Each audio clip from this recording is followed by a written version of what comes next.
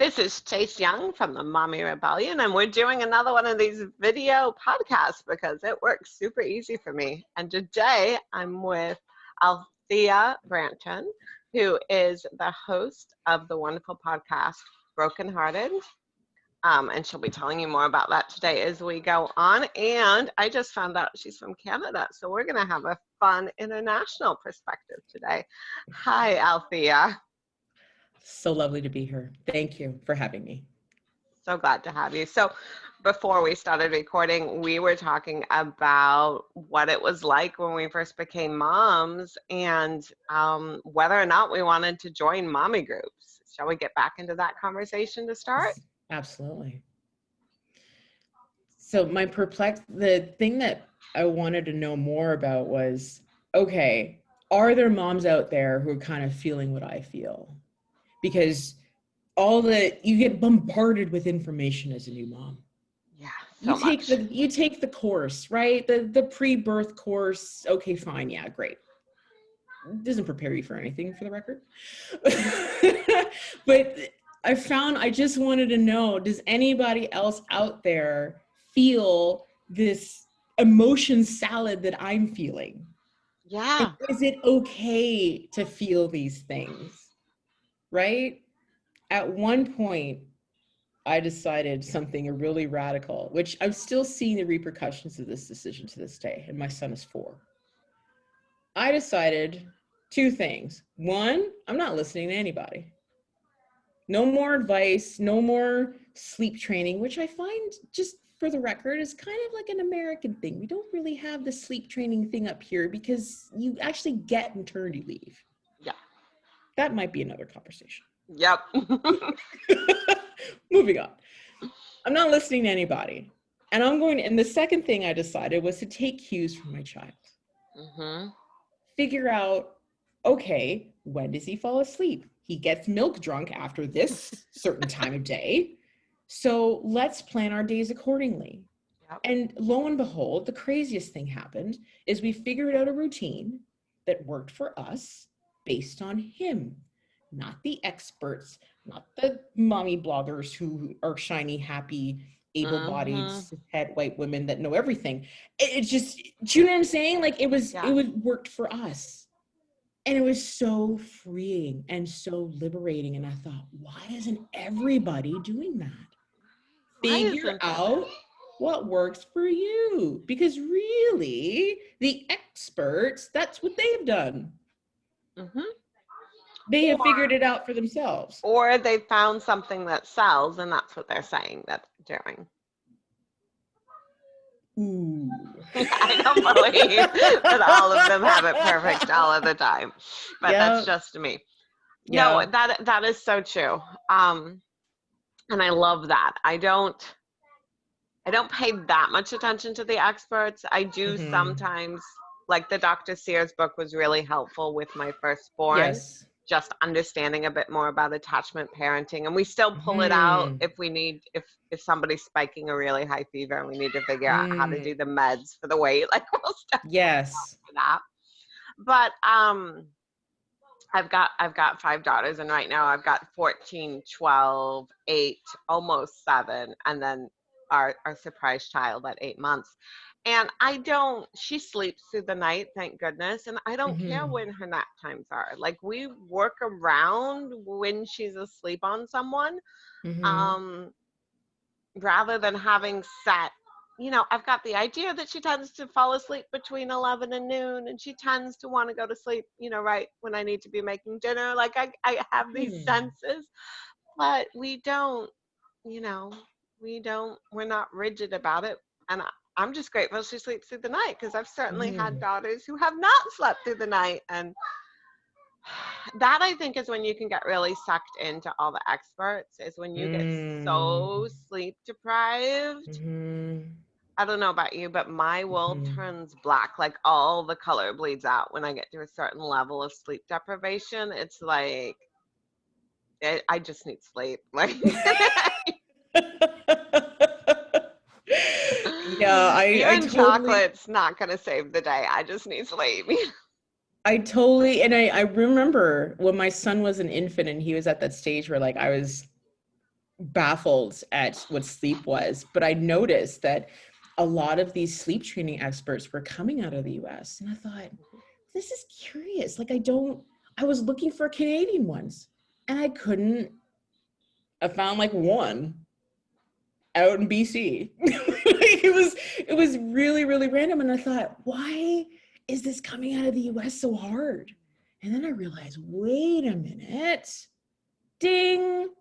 When I had my son, I took a year off. Mm-hmm. I got some money from the government. It wasn't a ton, but I could live on it. Yeah. Like, not obviously like going to Hawaii and stuff like that, but it was, I could live on it. So I could take that year and just do the bonding thing, take care of me a little bit, well, as much as you can. Right. But then I realized, like, where you are, that's a year is like, so most women in the United States get nothing. Because a lot of women are part-time. So if you are not full-time, you're not going to get any maternity leave. So for my firstborn, I was working retail, and I didn't get any paid time off. I ended up getting to take 5 weeks off because my boss had been a mom and understood everything. But at 5 weeks, I went back to work and I worked half days for like a week. I felt like my heart had been torn out of my body. And I was super lucky. My little one was able to come in on my lunch breaks and nurse. So, because we lived 10 minutes from where I worked, and my bosses were all fine with it. And I worked with a whole bunch of women. So they were all like, yes, bring the baby, feed the baby. They got to see the baby every day. For my second daughter, I had gone full time at that point with the same company, and I got 6 weeks off that I think I got paid for. And then after that, my other 3, I've been the stay-at-home parent. And for the last 2, my husband's worked for a company that has paternity leave. So for our 7-year-old, he got 4 weeks paid off, and he was allowed to take that at any point before the baby was 16 weeks old. So he took it at like 12 weeks because my mom was up. She stayed with me for a while, and I had, I think, 2 weeks where she'd left, he'd gone back to work, and then he was home. And we were able to match it, so he was off during the Christmas holiday break and went back like in the middle of January. And then for my youngest, who, come here, no, she's not ready to make an appearance? No. Okay, my youngest, they've increased the benefit. It was 6 weeks, and it was any time in the first year, and you could take it as 3 weeks and then 3 weeks later, and that's for the dads. I think the moms get 3 months, and that's considered progressive here in this country. Like, that's a really good company to do that. And like I said, I'm really grateful this one sleeps. But that's where this whole notion of sleep training comes from, is because if knowing the experience that I had, there is no way on this green earth that I was ready to go back to work in 5 weeks. Like, it's just not even, no, just no. But that's where that comes from. And that's frightening. It is. It's frightening that, there's probably pressure too to wean, like to stop breastfeeding, because if you don't, you can't earn a living. Yeah, I mean, I knew how lucky I was, but I pumped every break, and they nursed at my lunch, and my lunch was not always halfway through my shift. Sometimes it was 5-6 hours into my shift. And I knew that I was lucky that wasn't the case for a lot of people. Like, I've never experienced people giving me a hard time breastfeeding in public, and I've never been one to really like cover up. My kids are like, excuse me, I don't need, I love that. If you're not going to wear your mask, why are you going to tell me to cover up my baby when they're nursing, But I also think that I just kind of have this aura of don't mess with me when I'm nursing. Like I don't look vulnerable, like, you know. And we used a lot of baby carriers. And I remember being in a mall, because we used to live in South Florida, being in a mall where the Victoria's Secret had gotten in trouble for asking someone to leave because they were in a dressing room nursing, and they kicked someone out. I remember being in that mall a couple weeks afterward with my baby in a front carrier just nursing, and nobody probably even knew what was going on, you know, but it was just like, get over it, people. This is the thing, like, we, as a society, for some reason, there's pressure on women to become mothers. Yeah. Right? Like, a woman's only purpose is to be a mom. And, yeah. and there are women out there who don't want to have children. That's perfectly fine. Yeah. But this whole rhetoric of, okay, be a mom, but only in our terms. Yeah. Exactly. I can't, for some reason, I don't have autonomy over my own body. Oh, Somebody else gets to decide. Mm-hmm. And some of this rhetoric is starting to trickle up here, and I'm not feeling this jazz. It's not, I can't decide what to do with my own body because it's not socially acceptable. Yeah. Yeah. I have one child. I have no desire to have any more. And that is fine. My son is like a mic drop moment. Yeah. Right? He was born on my birthday.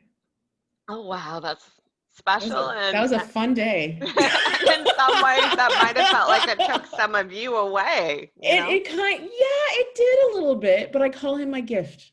Yeah. I call him my gift. I have no desire to have any more. And I remember being in the hospital. I had him by emergency C-section. It was a very kind of Grey's Anatomy kind of moment.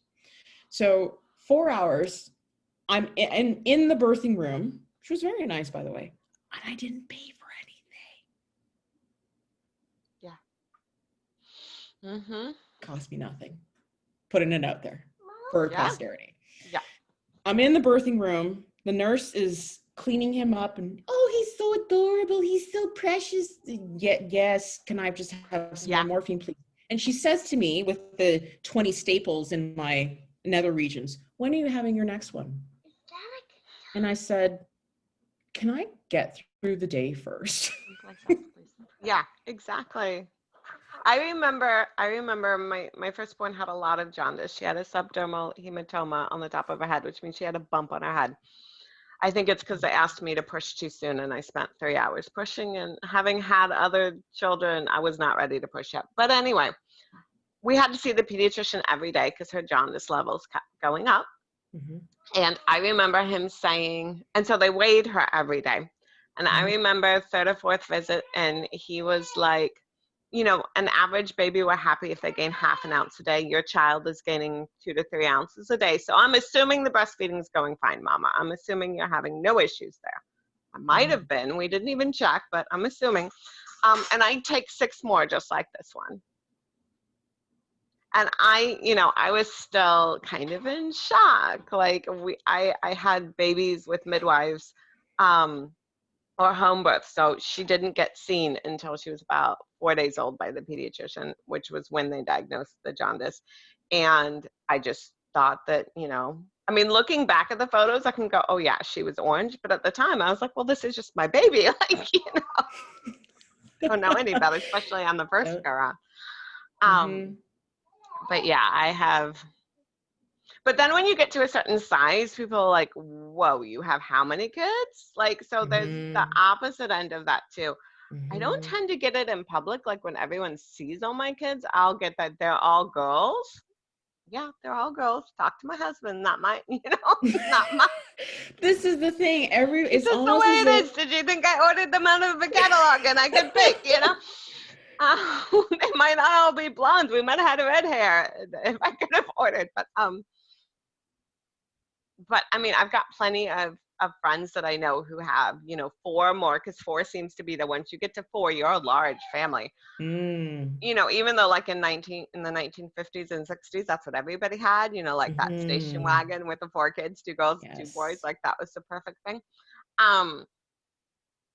But you know, so you get judged on both ends. I think you get judged if you don't have kids. You get judged if you have one. And then you get judged if you end up having like more than three. Mm-hmm. I feel you get judged regardless. Yeah. It doesn't really matter how many you have, if you have them, how you had them. Yeah. It's this constant, like those people who decide that skinny jeans are in. Right? Or that high-waisted jeans looks great on everyone. Like, I'm like, could they take those Exactly. out again? Those are called mom jeans. What are they doing back again? I mean, my daughters could wear them and they look fine, but I'm like, what are they doing back again? Those are 90s mom jeans. Go away, burn those things. Right? But it's these faceless people who decide, make trends. You have to follow the trends, and the trend is this, and the trend is that. And no matter what, as a mom, everything we do is scrutinized. Have you ever seen that video of the kid's bento box and the one? Yes. Yeah, I even stupidly thought this was a great idea until I tried it once. And my kids don't go to school, but I tried, and then I was like, no. This is like the idea I tried with my first one. Someone was like, so get an ice cube tray and put each of the different foods in the ice cube tray, and then they can pick. And I was like, that is such an effing mess. I am never doing that again. Yeah, no. My youngest is not super interested in like eating actual solid food. Like, she'll play with it a little bit. She wants to taste it. And I'm like, I'm fine with this. Breastfeeding is so much less work right now. Like, we can just stick with this for right now. I have become a toddler master chef. I have mastered the art of taking vegetables and like MI6ing them into meals. Just to make sure. Let me share my parsnip muffin recipe with you later then. Right? This is what I'm saying. This is what I'm saying. I feel like I've done black ops things to fruits and vegetables into my son's meals just so that I know that he could get food. But if it's not a certain way, if it's not Instagram worthy, if it's not Pinterest worthy, then somehow we have failed as a parent. Right? And now in the oh my God, this pandemic. Yeah, now in the pandemic, because of course we're going to go there. Right. I mean, I recorded a bonus episode on my podcast, maybe about a month or so into the pandemic, just letting parents know, okay, everybody breathe. Yeah. We have no idea what's going down. The experts, the people in power, they know about this much more than we do. Yeah. So they're this much more. Granted, it looks a little sketchy at times. We're like, are you sure about that? Oh, okay. Well, I think in Canada it's probably a little saner than it is over here. Oh my goodness. It is. I will say this. It is. There are people who will tell you otherwise, but like I said, nobody knows what's going on. They don't know what's going on. So they're making decisions based on this. Right? Yeah. You try making decisions based on, oh wait, we're parents. We do. We do that all the time. We have even less most of the time. Exactly. So in the midst of all of this, it was just like, okay, we can't, and somehow, even when the pandemic kind of broke out and, schools started shutting down and like everything was closed, somehow this new standard came to light. This new parenting standard of children sitting flawlessly, working, doing homeschooling. Homeschooling became okay all of a sudden. Right? Those of us who'd been doing it for a while, now we suddenly have to look like we're experts at it or that it's perfect. And like, I do what works for my kids at this moment in time. Like, and we reevaluate all the time and adjust as they grow and whatever. And yeah. Oh, and my homeschooling doesn't take place just in my house. Like, we used to go places. We used to meet with other people. This is the thing. I mean, there is so much. Homeschooling was seen as fringe and all these connotations to it. And all of a sudden now it's like, you just put your kid in front of a computer and they do it. Yeah. Yeah. I mean, So now there's this new standard that like developed overnight of what parenting should look like now. And even still, parents, okay, all you parents listening right now, I want you to listen. You can put your peanuts down for just a minute, but this is super important. You have been held to a standard that is unattainable. You have to do what works for you. For the love of Peter, Paul, and Mary, and everything green and holy. It's okay to have your house messy. It's okay for you to be messy. It's okay for you to have crusties in your eyes, for your children to have way too much screen time.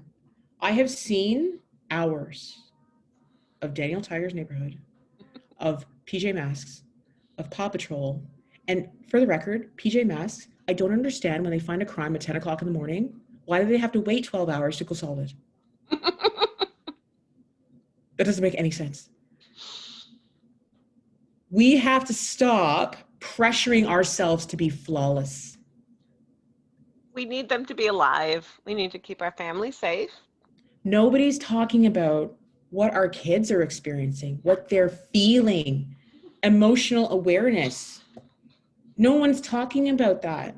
It's just, it has to look good at whatever cost. And that's not healthy or sustainable. We have feelings too. Especially not at the 6-month mark that we're at. Like we're past 6 months at this point, you know? Yeah.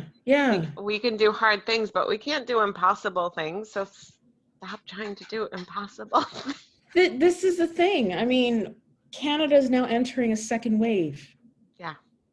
So every day I'm like, okay, I mean, I've made friends with Lysol. We're like this. Yeah. Right? I don't understand why people weren't washing their hands. Like, this is something you do. Okay, so I don't understand why people wear their mask below their nose. And I'm really worried about how they use birth control if this is how they wear a mask. I'm just saying. Wow. I see this all the time too. I mean, yeah. Go, even if you wear designer mask. I've started like color coordinating my masks just for fun, right? Because what else am I gonna do? I pre-ordered fabric for the holidays so that we can have Frosty the Snowman, or we can look like Santa, or because you know masks are a thing. And I was like, I'm just embracing it. I'm pre-ordering this, and I'm making it for me and my kids and some of my kids' friends, because I mean, come on.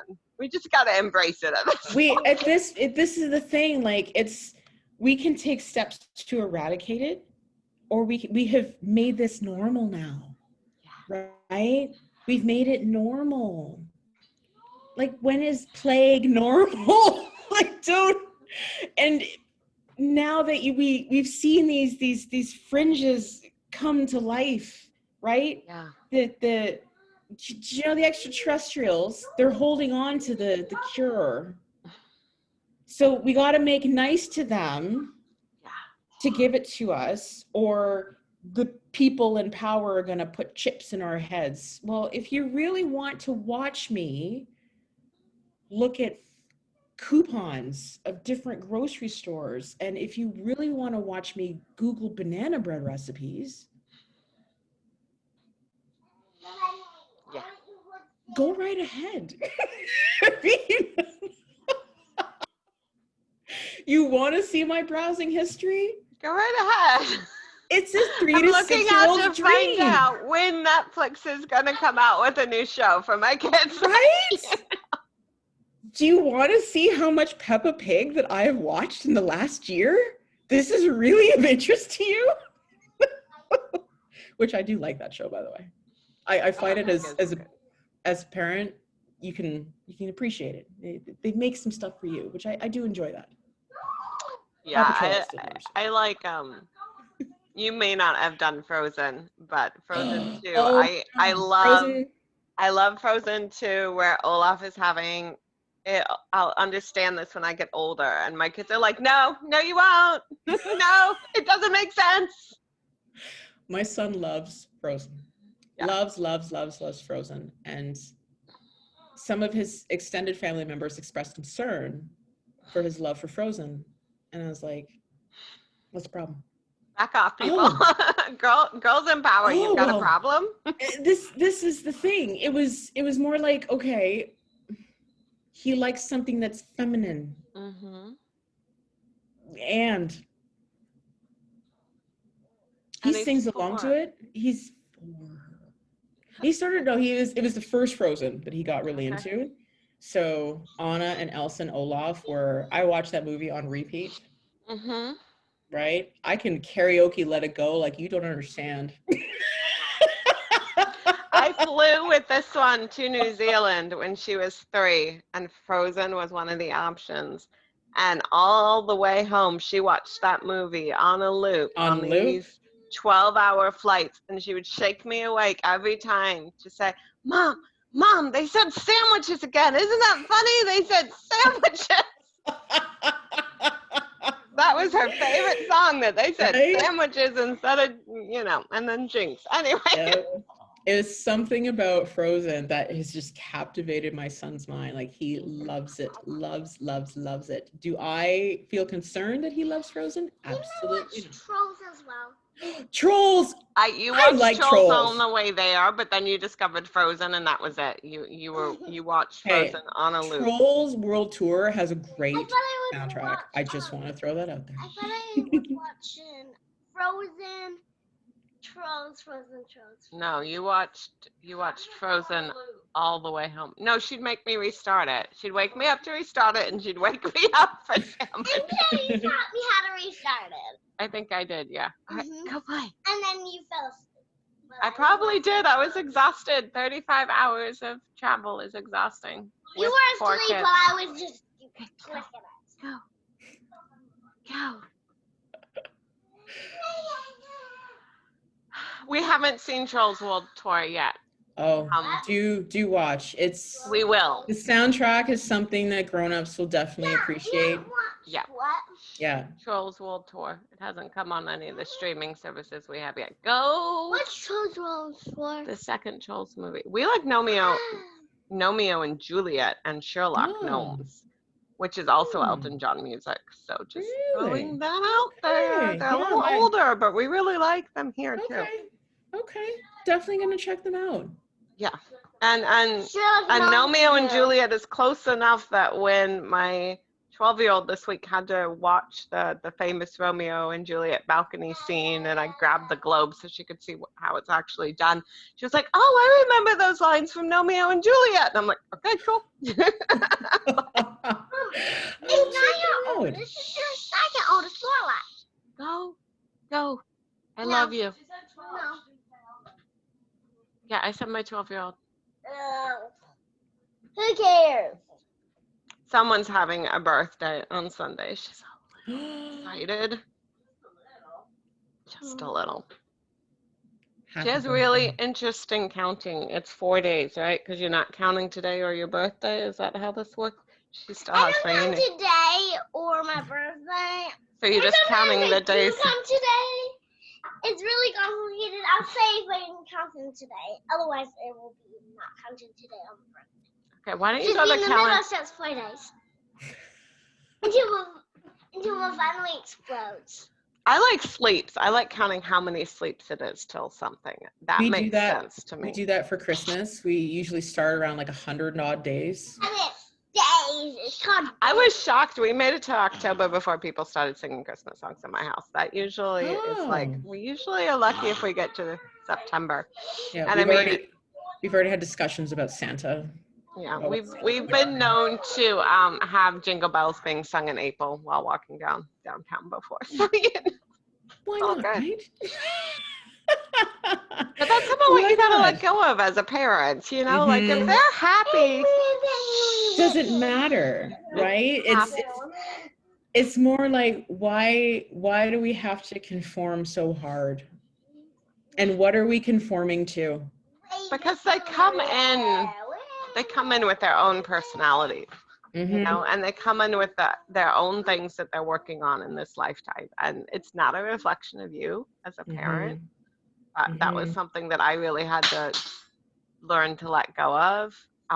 They're not a reflection of you. And especially if you've got a kid that doesn't fit the mold, whatever the mold is, it's not your fault, you know? Like, this is who they are, and they've got their own things to be doing and to bring into the world.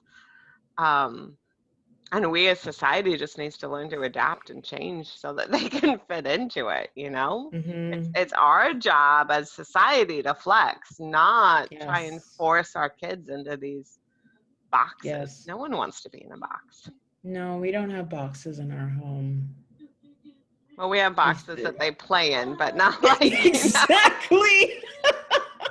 I mean, come on, a big box is going to keep my kids busy for a week. I'm still like, I have boxes that I got in the summer that are still being used for various rocket ship and race car type purposes. So no, I totally get that. But you're right. When it's this mold. Yeah. It's this mold that's causing so much stress. It's causing parents to lose our collective minds, especially these days. Forget this mold. I'm not going to live by it. I know for sure there's no mold in your sphere. It's just, no. No.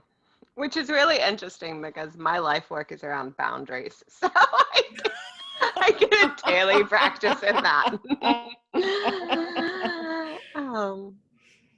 But the beauty thing about boundaries is it's in creating our own mold, so to speak. Yeah, it is. And adjusting it and knowing what works for you and your family. And I really, you know, because I'm in a location with season change, we make adjustments for every season. So this summer, my kids complained we had no family movie nights because we were outside in the garden. We were taking care of our animals. We were doing things. Now that it's starting to get cold, it's starting to get darker a little earlier, we're starting to do movies as a family again.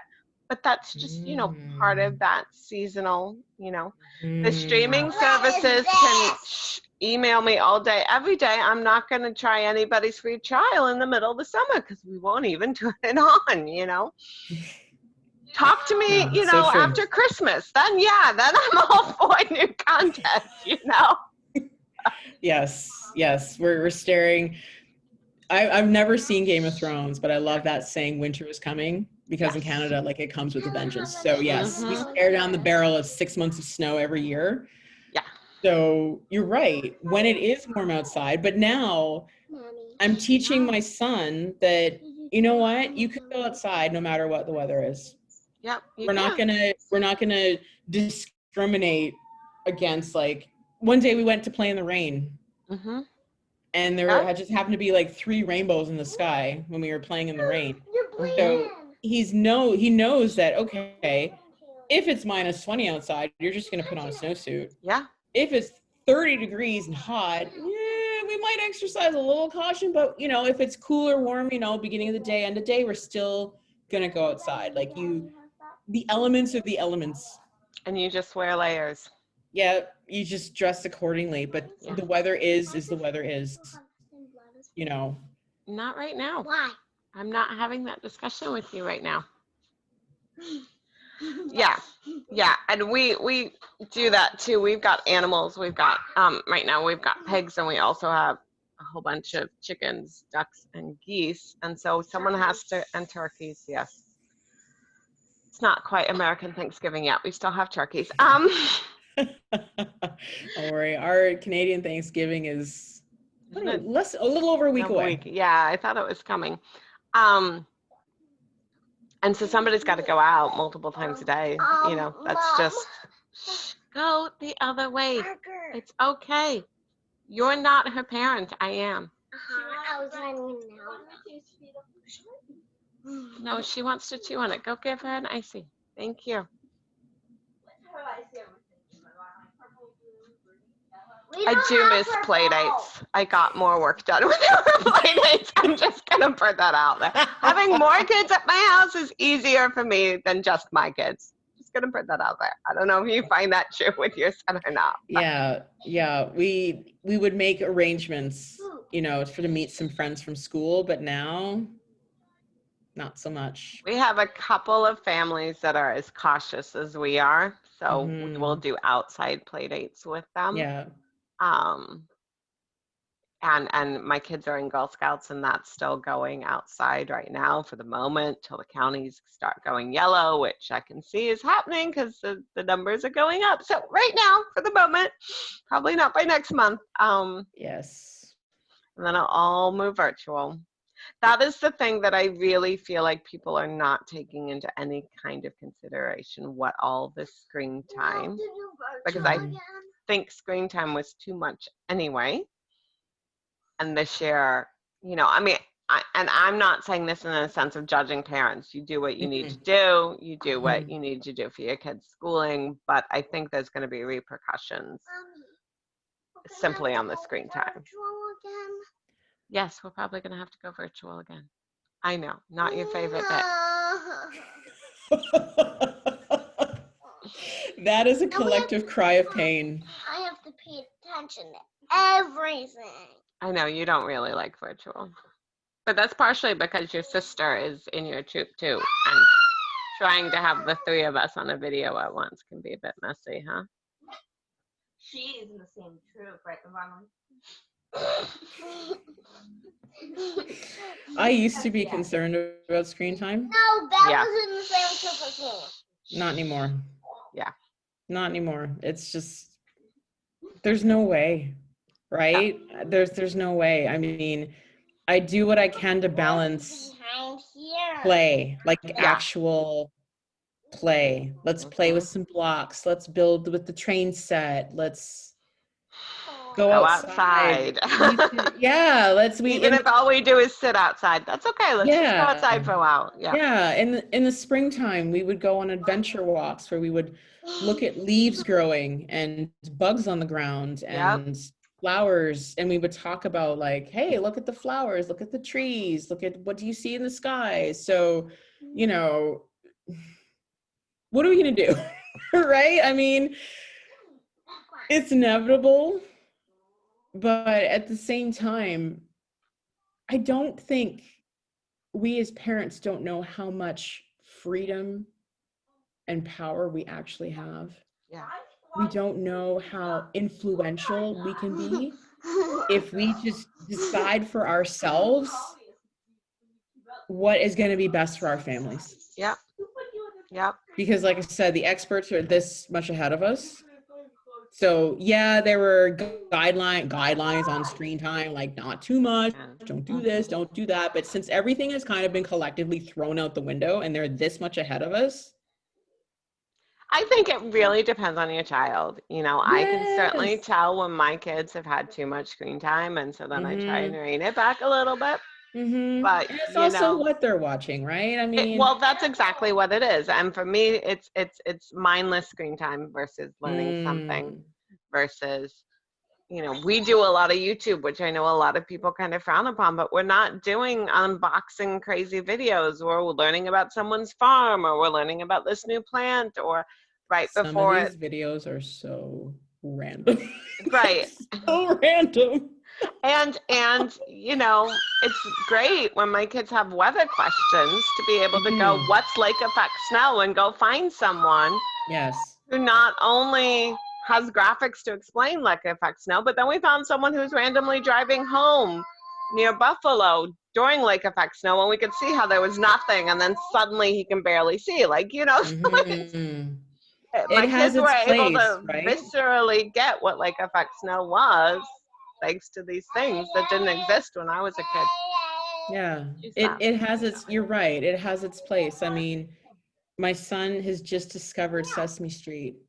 So he'll sit and watch like full episodes of Sesame Street. And then I look back and I'm like, oh my God, those parodies are amazing. But went right over our head. I mean, the things I remember from Sesame Street are like seeing how crayons were made and some of those like these things that I never quite. Yes. I don't remember all the inside jokes and stuff that were going on, but now, when I watch it, I'm like, that was there for the parents. That was to keep them sane. Yeah, it totally was. So I don't mind that, right? I don't mind if he's watching Daniel Tiger's Neighborhood. Yeah. Because there's actual, like, it teaches him emotional awareness. So I don't mind those things. So am I super worried about screen time? Not really, no. No, Because I know I'm balancing it out. And you're being mindful of what he's watching. You're Absolutely. not, you don't have, an 8-year-old who's watched The Walking Dead, so you're being mindful of it. And I think that's important too. Yeah. We need to take this pressure off ourselves as parents. Yeah, right? We do. And just take a minute, take a breath, right? Shift the focus back to your child. But we don't, for some reason. Or back to yourself and go, what do I need today? And if that means that my child watches a bit more TV so that I have 5 minutes or 10 minutes or, God forbid, half an hour to do what I need, take care of me, that's okay too. Do you know what? I feel like taking that pause is radical. It is. Right? It's so like, you're taking a break? And it doesn't have to look like I'm going to go take a shower. I mean, some days that is what it is, but sometimes I just need a half an hour to pay the bills, or, I mean, for me, it's often I just need half an hour to figure out the next step on my knitting so that I can go back to knitting and be happy, it just, self-care, like parenting, needs to look like what it is you need it to look like, and not what Pinterest and Instagram says it looks like. Because taking a bath while my children are screaming outside the door is not self-care. No, and it's not doing anything for you. No. It's not doing anything for them, right? And I don't understand why there's this very deep-rooted belief that I have to continually run on empty. No, you can't. We're so much better for the world if we're not running on empty. And we're not modeling good behavior to our kids if we're running on empty. And we're not teaching them that they have the right to take care of themselves if they someday become parents. And even if they don't, they still have the right to take care of themselves. Like, that's your duty. So that's so true.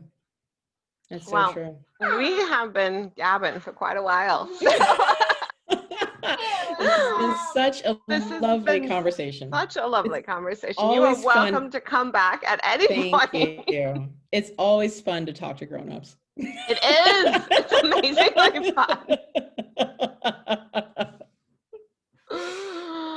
Oh, thank you so much. And we will have links below on where you can find Althea's podcast so that you can keep up with what she's doing. They tend to be fairly short, don't they? Your podcasts aren't super long. It depends on if it's just me or if I'm having an interview. Yeah. So this week's episode is called Spirituality in Color. And that is almost an hour long, but it's a conversation about the online spiritual space is largely monochromatic. Yeah. And it needs not to be. No. So it's a conversation about that. So not all of them. Some of them are. I have some bonus episodes that are like 5-10 minutes long, but on average, they're anywhere between half an hour to an hour. But definitely invest in a good set of headphones, and just, I got so much listening done back when I did dishes. Now my children do dishes. But if I'm driving people places, or I just put my headphones on and listen to my own thing.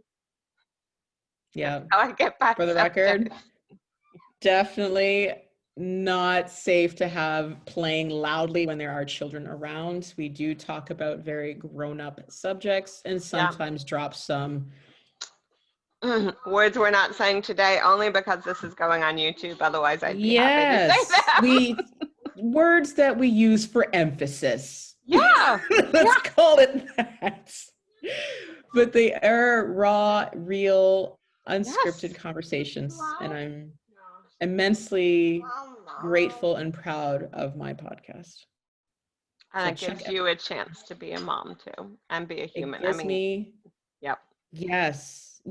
It's Brokenhearted is all about heartbreak. It's an exploration into heartbreak. And this season, I'm talking about heartbreak from how centuries of colonialism, imperialism, and systemic racism affect your interpersonal relationships and ultimately affect how you process heartbreak. If you have been suppressed your whole life, if you've been discriminated against your whole life, it affects how you relate to other humans. And certainly when you get into romantic or intimate relationships, it affects that too. Yeah. That sounds like wonderful work, and thank you. So perfect for this year, and I'm looking forward to listening to some more. Thank you. On my headphones when I'm ignoring my children. Or driving somewhere. Absolutely. I'm even almost done. Right. I'm going to stop the recording.